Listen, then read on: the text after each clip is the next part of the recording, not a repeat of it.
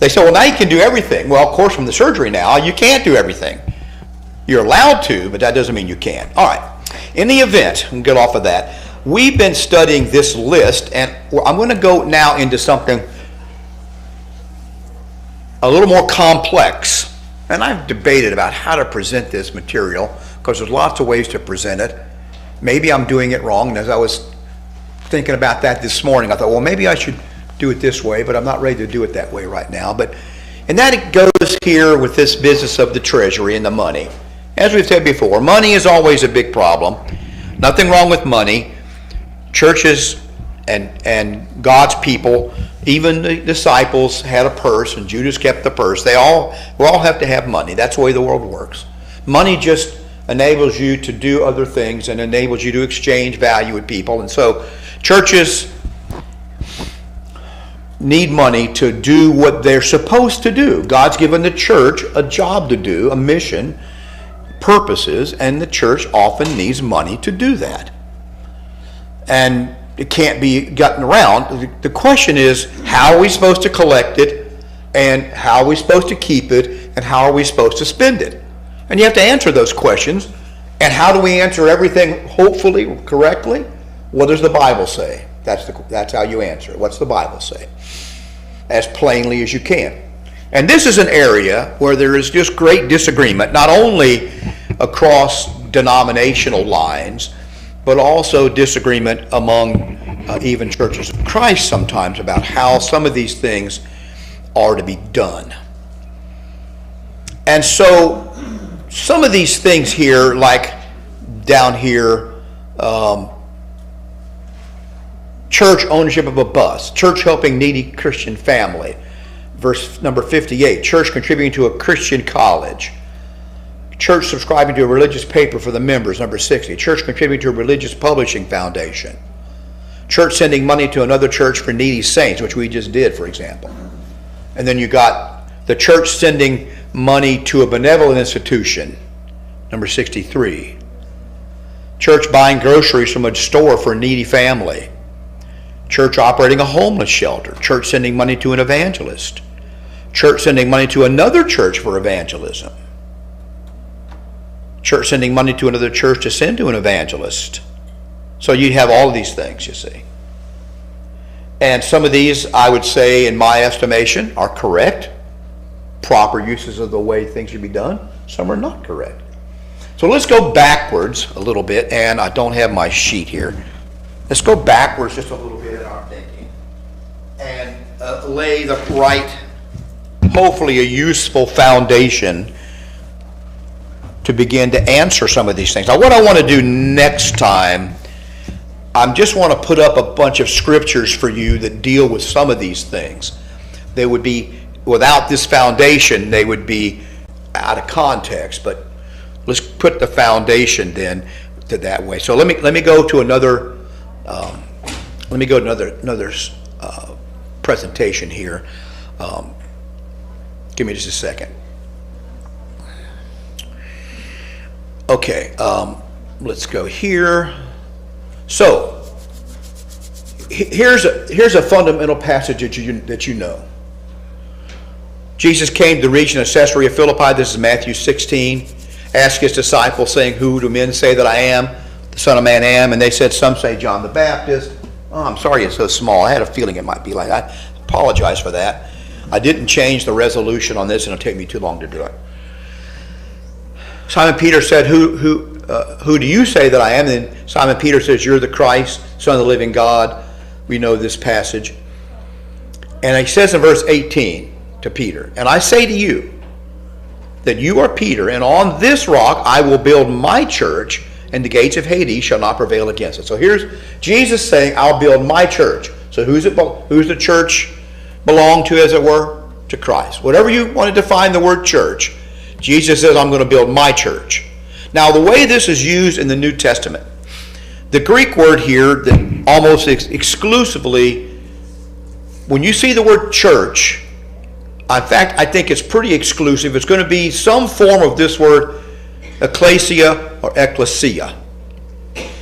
And that doesn't mean anything to you exactly. I don't know why I have the Greek up here, except that The ek part on the beginning means out, like exit. It's a form of that kind of word, exit. The klesia part is a form of the word to call or calling. So it means to call out, or the called out. The ones who are called out is the meaning of the word. And it was used in Greek in common language to, like a town council meeting.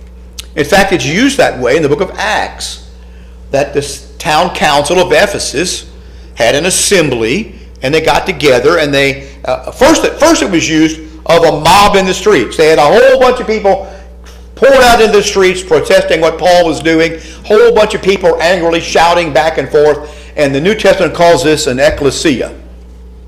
Is that the church of Jesus Christ he was going to build? No, it's just a common assembly. People that are called out. They were called out into the street by the news that Paul was disrupting things by getting rid of idols. So they all come rushing out there and have this big meeting. Then the magistrate, one of the more or less policemen, says, everybody go home. We're going to discuss this at the regular ecclesia. We're going to discuss this matter at the regular town council meeting. And so they had an assembly, same word used here again, same exact word, in Acts 19, of a regular political body having a meeting. It's an ecclesia. They were called by the people to have a meeting. These leaders were, and they had a meeting. And then it's used in a religious sense in the New Testament. How do you know the difference? Well, by the context it is in. You know the difference by the context of who's being talked about. Jesus didn't build a political city council. He didn't build a mob in the streets. That's not what he came to do. But he did build an assembly, a calling out of people. So if the church is the called out, how does this word called out apply to the church? What does it mean that we're called out? You got an idea? Yeah. Called out of the world? We're called out of the world to Christ. What calls us out? Well, the voice of Christ through the gospel calls us out of the world into Christ. We've been taken from the kingdom of the world into the kingdom of God's dear Son. That's the calling out. That's how the word generally applies. And we do this, we become an assembly. It was a use of the word Jews in the wilderness. The Jews in the wilderness were an assembly. God called them out of Egypt and called them into the wilderness. And they were the assembly, the church in the wilderness it's called. It doesn't mean they were the New Testament church in the wilderness with elders and preachers and all that. But they were called out of slavery or bondage into the wilderness to be God's people. And then it means the totality of God's people everywhere. We see some of these verses here. And so it's used to mean, and we're going to come to this, it's used to mean then the Acts 20:28. He says that he talks about the church of the Lord over which you've been made overseers. You see in Ephesians 3:21, you see this word church. Ephesians 5:23, Christ loved the church and died for the church. You see this kind of thing. And then it's used in the New Testament of the saved people in an area.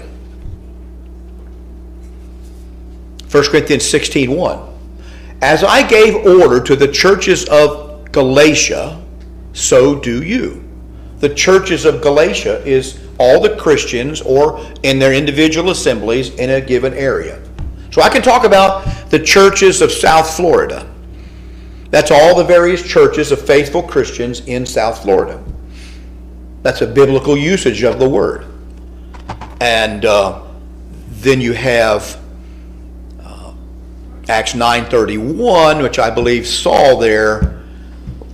It says the churches of Judea had peace, if I'm remembering that verse correctly. The churches of Judea had peace. In other words, persecution stopped for a while. Is the variation of that word what's used in Hebrews? Say what? A variation of that word, is that what's used in Hebrews when he says not forsaking the assembling of yourself together? I think it is. Yes, I think the word assembling is a variation of this word. I'll have to look that. Let me look that up for you, Gary. My mind is saying I should have already looked it up. Give me a second here. I got the wrong thing here. Hang on.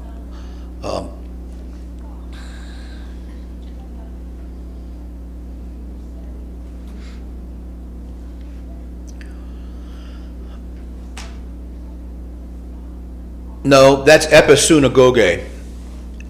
It's, the Hebrew word for assembly is, we would call it synagogue. That's all that synagogue means, is an assembly. So they would use that word synagogos to mean whenever they were going to get together for something, Hebrew's word. But a synagogue was an assembly for a special purpose, religiously. So this one is a complete collection. Epi means an exaggerated form of something. So it's a Christian meeting for worship or assembling together. So yes, it's a different word. And why would he use the Hebrew word or a Hebrew derived word in the book of Hebrews? Because that's what they're familiar with, right? More or less. He's speaking to Jewish Christians, and so he uses a word that they're familiar with. All right. Anyway, so sometimes this local, in 1 Corinthians 1, Paul, and this is repeated many times in the New Testament, Paul writes to the church of God at Corinth. So this is the assembly of God at Corinth. So he's speaking to the people who are assembled by God in this city. He's not talking about when they're together. In fact, in the book of 1 Corinthians, he sometimes refers to the assembly or the gathering. So the church can be unassembled or the church can be assembled. Okay, so sometimes, all right, let's see if I can get this.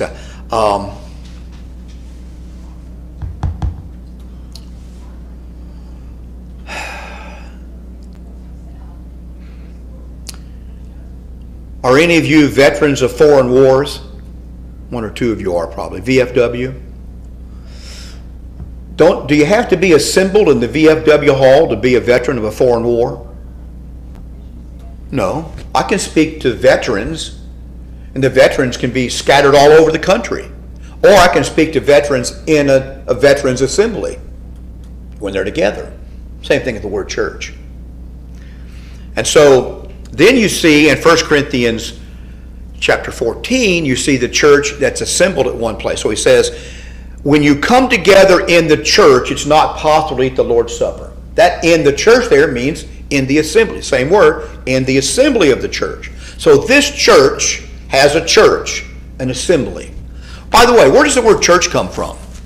Anybody know what the word church comes from? It's the Old English word kirk. So Captain Kirk in Star Trek name was Captain Church. Captain Kirk. And so you have these Kirks in England, in Scotland. Kirks. Same word for church. That's where it came into our language as church. Now why didn't the translators just use the word assembly?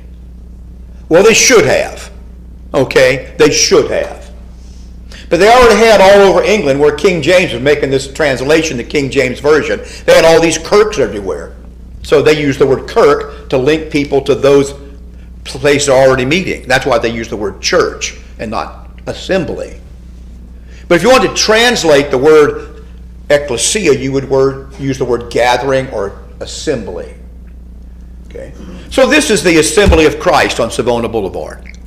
Can I put that on the sign? The assembly of Christ? Well, that's what we are. Does it have to be church? No. As long as you know what a church is, it's an assembly. But that's the meaning of the word. Now then,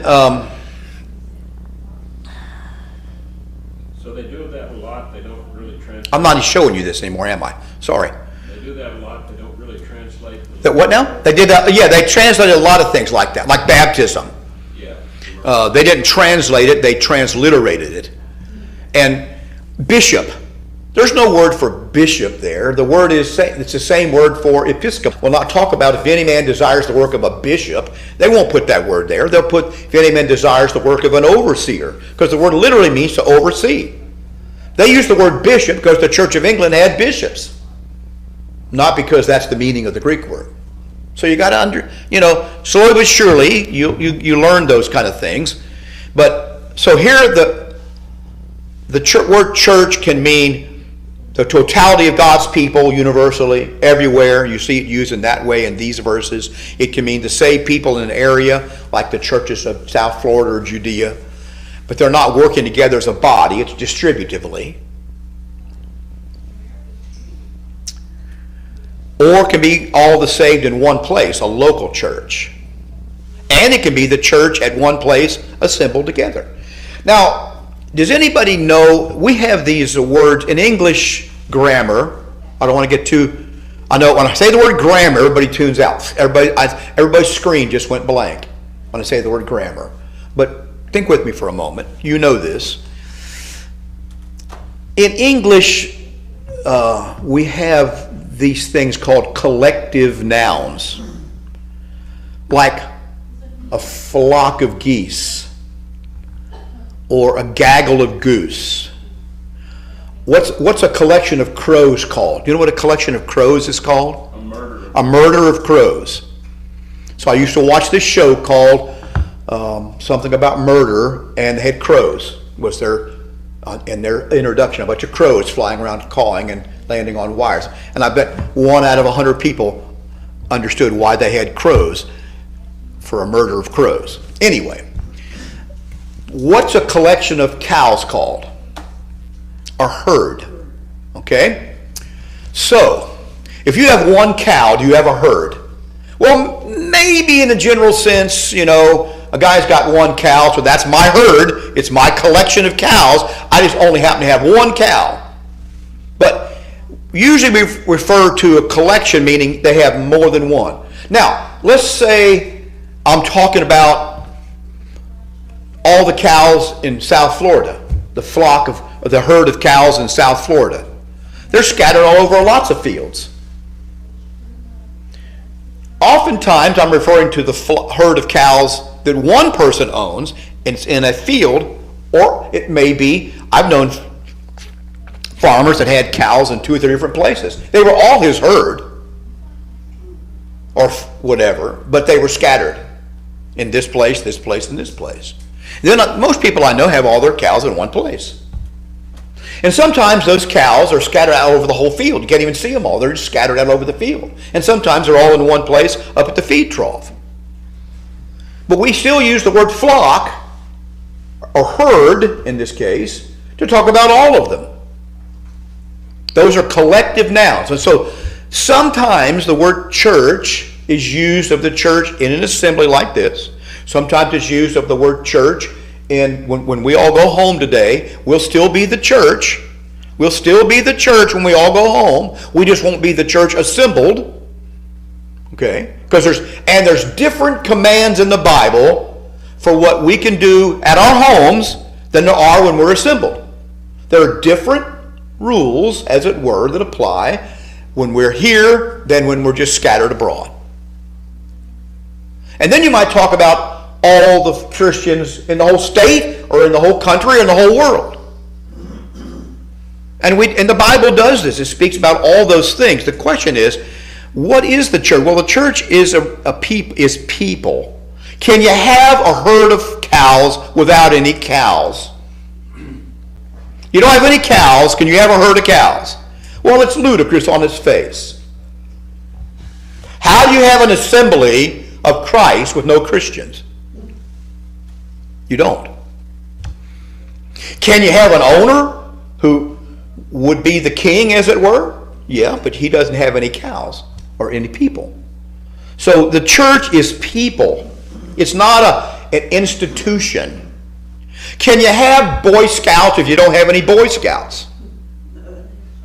Well, you can have the Boy Scouts of America organization, but you don't have any Boy Scouts. So do you really have any Boy Scouts? And the question is no. Some people view the church as like the Boy Scouts of America. It's just a club with a constitution and so forth, but there's no people there. It doesn't work that way. It's not an institution as such. It's an organism. So you have Christ and then all these individuals. That's what the church is composed of. It's not a collection of congregations, we're going to see.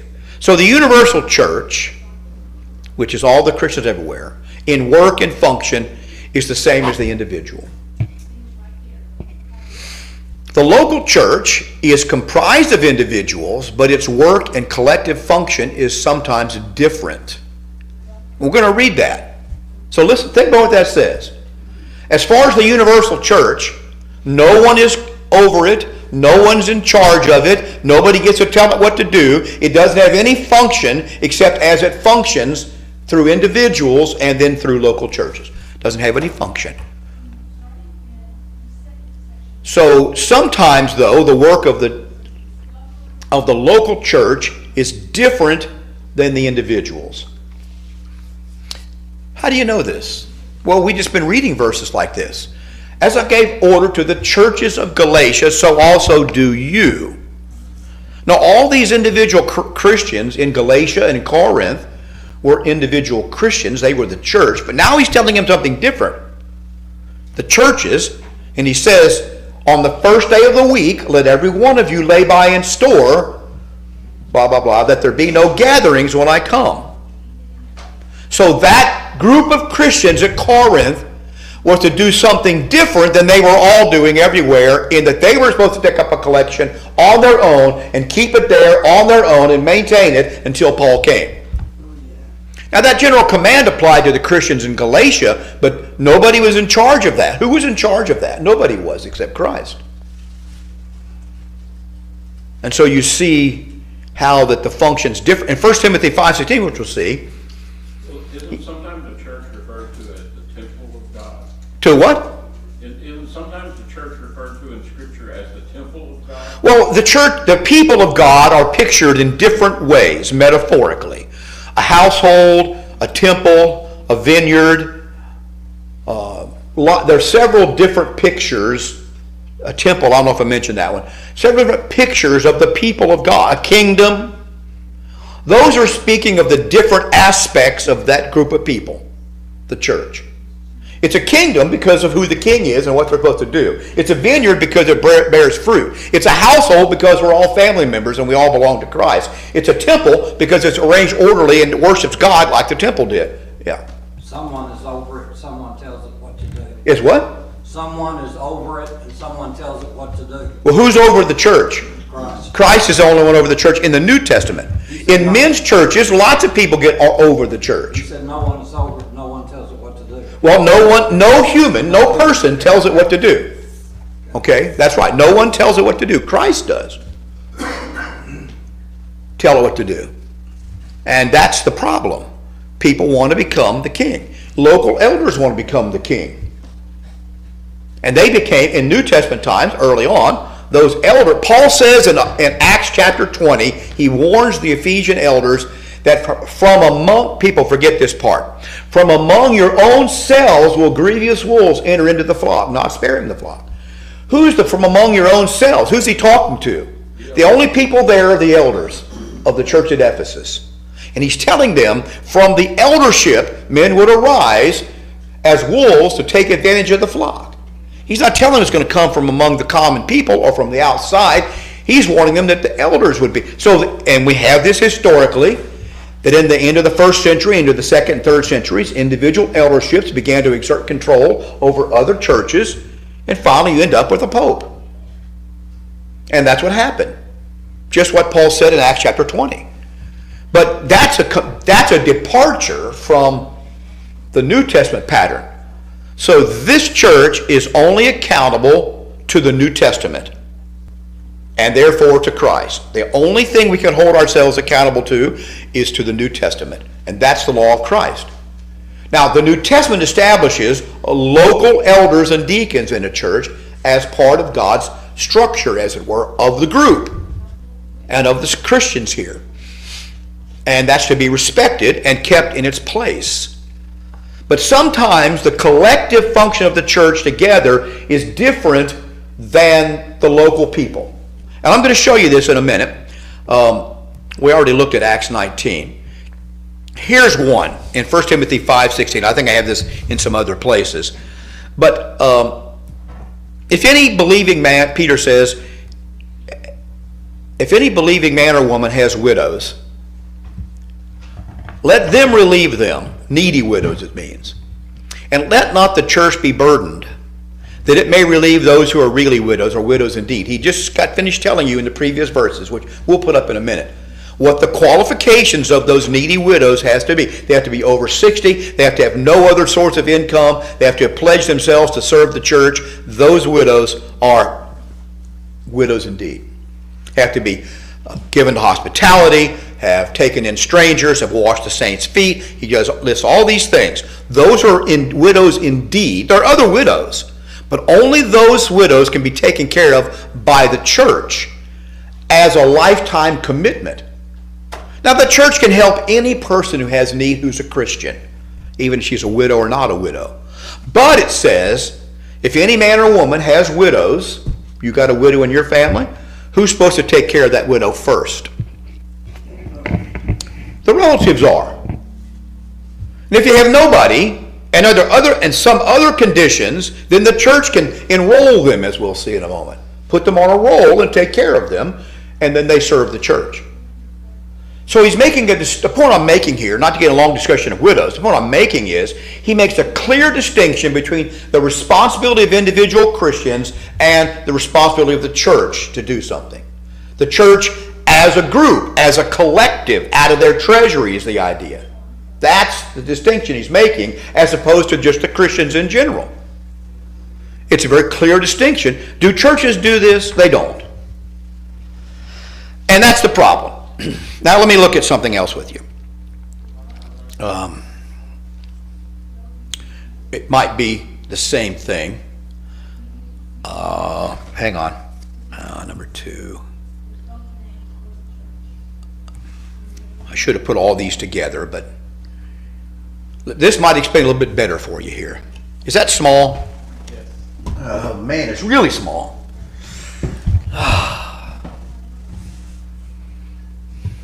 I should have done better. We talk about the Greek word for church, used 115 times in the New Testament, most in the book of Acts, writings of Paul. It's getting smaller. At least 92 times. Can you see that up there? It's very small. Very small. Too small? Okay, let me see if this works. Let me see if this works.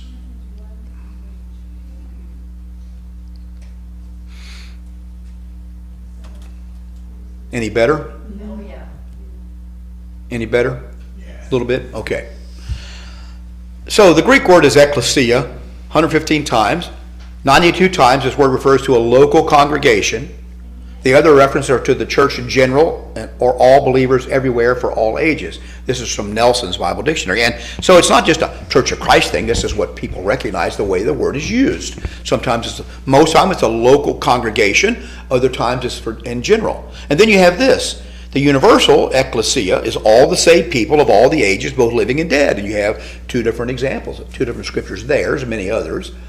And then the local ecclesia is associated Christians in a locality, a congregation of Christians, and you have these several references you can find there. And so a denomination is when, we won't get to that, but denomination is, never mind, I can't get it to work right. So a denomination is when the church, this broad sense, is denominated into various people who believe different things. And so you have the whole church is a big circle, and then there you have Methodists, Presbyterians, Baptists, and so forth. Each of these is a denomination. Like you have coins, money, and you have nickels, quarters, dimes, and pennies. They all are different things, but they all are money. Is that the right understanding of the church? Christ said, I'm going to build my church. Was he talking about building a whole bunch of different people that believe different things? Taught different things? I don't believe that at all. Is all what he meant by that. So the church is not composed of these various denominations. People say it is, but that's not what it is at all. Now then, let me go back to this. So some people, a church of many Church of Christ denominations. So you got North Side, First Street, West Side, South Side, Savona Boulevard. The saying about Churches of Christ is 4 Christians got stranded on a desert island, and 5 years later there was the East Side Church of Christ, the West Side Church of Christ, the North Side Church of Christ, and the South Side Church of Christ, because they all split apart into various congregations, all in different parts of town, and they all didn't like each other. Anyway, Unfortunately, that's sometimes... No, the church is not composed of congregations. The church is composed of people. All those congregations are still only under one head. Okay? Alexander Campbell in 1834 said the church is not one congregation or assembly, but the congregation of Christ, composed of all the individual congregations on earth. True or false? I don't know. 20 years later, he said every individual church on earth stands to the whole church of Christ as one individual man to one particular church. He changed his mind about that, you see. And then, so the church is a group of individual Christians of various kinds. Now then, hang on. Got one or two more here to see if we can make this make a little more sense to you. And I'm going somewhere with this. So in number 12 here, in this slide, you see, you have 1 Corinthians 1:2, the church of God at Corinth. Okay, so that's how it's used. Then you have the churches of Galatia. There's a group of churches. Are they supposed to do something different than all the other churches? What about the 7 churches of Asia? Are they supposed to do something different than the other churches? No. They're all under Christ. He's just addressing each one. And the reason he addresses each one, like he says, as I've given order to the churches of Galatia, so also do you. He isn't telling them to do something different. He's just addressing them because they're going to do what they're supposed to do as a church. As a church, they're supposed to take up a collection. As a church, the other churches were supposed to take up a separate collection of their own, in their own way, as it were. Now then, what scripture describes a collectivity or linking of congregations? Well, the answer is none. There's no scripture that shows that we can link churches together in a diocese. See, in the Catholic situation, which is structured after the Roman Empire, the churches in this area are linked together in a diocese underneath one individual or a group of individuals. They're linked together.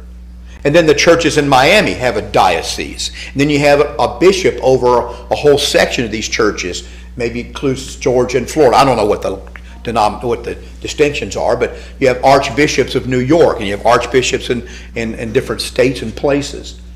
So they link the churches, the Catholic churches, together in dioceses, and then in archbishop territory, what do they call those, presbyteries and whatever, on up.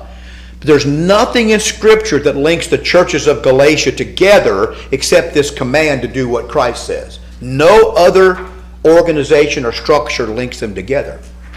And that's why I recognize other churches in this area that are faithful, but I'm certainly not linked to them by anything. So the Universal Church of Christ has no collective action. There's nothing that I can activate the Universal Church to do. It describes no collective action greater than the local church. The only collective action the church can do is worship, take up a collection, those things, but that's all done on a local level, completely. Now this is structure. Is that the second bell, Joel? I guess it is.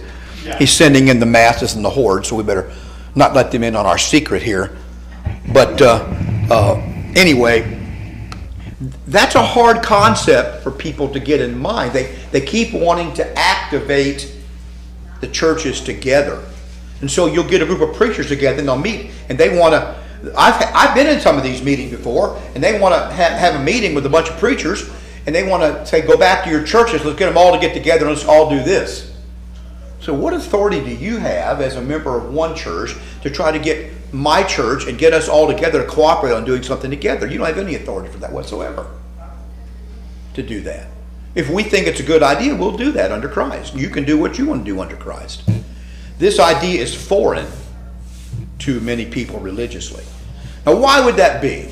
Well, we got to stop. I'll tell you why it would be. Because humans think the best way to accomplish something is to get a big group of people together and have one person tell them all what to do. It's called government. That's why, and we think that's the best way to get something done. And generally we're wrong about that. But anyway, all right. Now, I didn't get where I wanted to go. Next time we will. How does this all affect the church money? Well, can you see any ways? It affects the church money because this church is responsible for its own money to do what God told this church to do with it, and not some other place. And it's limiting. You know, since we're fairly small, if we were a denomination, we could be getting buku money from the national headquarters of blah, blah, blah churches. We could be getting buku money to do something. Is buku a good word? Anyway, I'm hoping I'm not cussing here. I think it's cussing in Louisiana to say buku. But anyway, actually it's French. It's B-E-A-U-C-H something. It's not B-O-O, buku. Look it up. You think I'm lying to you. I can tell you don't believe me. Look it up. Look up buku. All right, thank you very much.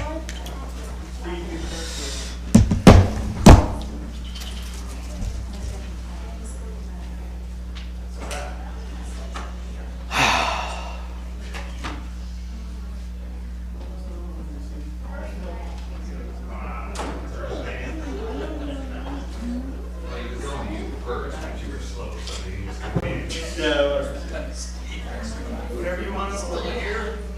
Yeah, till tomorrow morning. That's really the only thing brought me to church this morning. Well, I should bring you here.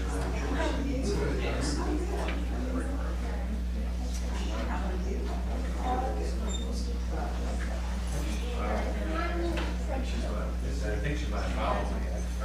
Yeah, Laura earlier. She'd be a Laura earlier.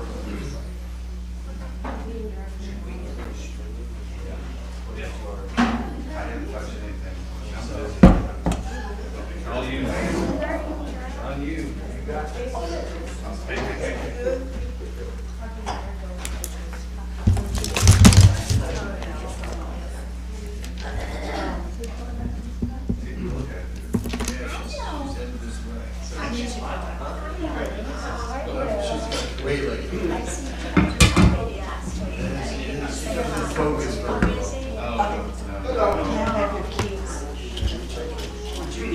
Everything okay?